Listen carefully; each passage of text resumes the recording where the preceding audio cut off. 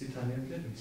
Öncelikle ismim Çetin, soy ismim Karakoç. 2011 yılında ben skolyoz ameliyatı oldum belimden. Yürüyerek gittim.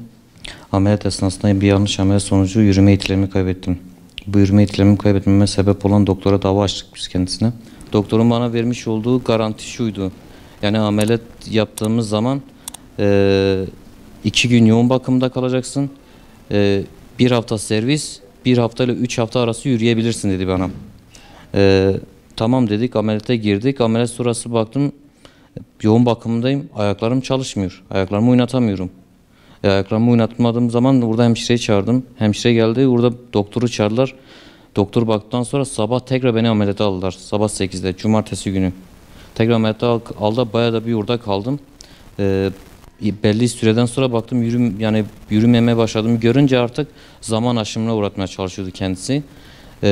Belli bir süreden sonra artık baktım daha da rahatsızlandım. Bu sefer karnım boşalmaya çalışıp bu sefer yan durmaya başladım. Tekrar gittik Malatya'ya, bu sefer 3. ameliyat yaptı. 3 operasyon üst üste geçirdim. Dava aşamasındayız ve şu an davada doktora yana kullanıyorlar. Bilirkişiler, Adli Tıp Başkanı'nda bilirkişiler doktora veriyorlar davayı. Eksik evrak olmasına rağmen şu an herhangi bir şey yapamıyoruz. Engel olunuyor. Ve bunun açığa çıkması için biz elimizden geleni yapmaya çalışıyoruz ama yapılmıyor. Neden yapılmıyor? Bunun bir neticeye varılmasını istiyoruz. Kendisi burada birçok konuda bize yardımcı olduğunu söylüyor. Tekerlekli sandalye verdiğini söylüyor. Bel korsesi verdiğini söylüyor. Onların hepsini biz kendimiz herhangi bir yardımda bulunmadı kendisi bize.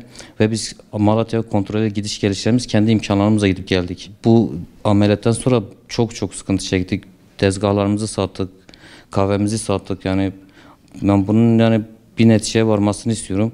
Aldığımız bilgiye göre beyin cerrah girmemiş, nöroloji girmemiş ve ameliyat içindeki cihazın bozuk olduğunu ona kadar biz öğrendik . Hem hastaneden davacıyım hem doktoru. Bir defa burada bizi sevk eden o da ameliyatıma giren Van 100. yıl araştırma hastanesinde. Kendileri de orada gelip ameliyatıma girdi buradaki doktor. İkisi bir olmuş zaten. Belimdeki çıkan sinir damarına zarar vermişler.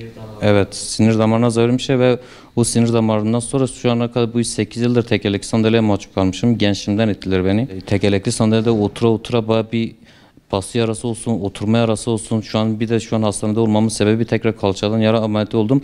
O da kendisinin hatasıydı. Kalçamda parça almıştı.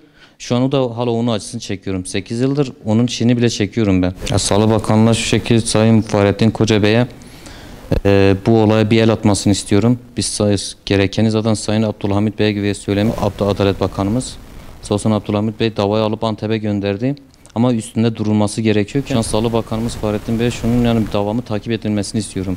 Bunun niye böyle olduğunu, eksik evrak göndermelerine rağmen niye doktora davayı verdiğini, doktora hak verdiklerini, kusuru bize verdiklerini ben bunu öğrenmek istiyorum. Evrakları vermiyorlar, saklıyorlar. Evrakların bizim mahkeme gönderilmesini istiyoruz. Bize çıkarsın, açığa çıkarsın. O evrakların bizle de gösterilmesini istiyoruz. Malatya eksik evrak gönderiyor Adli Tıp Başkanı'na, İstanbul Adli Tıp Başkanı'na. Oradaki bilir kişiler veriyor doktora. Peki tam ekip olarak girmişler mi? Bunun üstüne durdurlar mı? Evet, detaylı araştırmasını istiyoruz. Ben burada kendimi acındıracak bir şekilde burada medyaya çıkmıyorum. Kimse bana acımasın. Sadece hakkımı arıyorum. Burada yürüme yetilerini kaybetmiş bir engelli vatandaş var. Daha önce sapasağlam giden top oynayan, halay çeken, iş yapan bir genç şu an yatağa mahkum olmuş bir genç görüyorsunuz.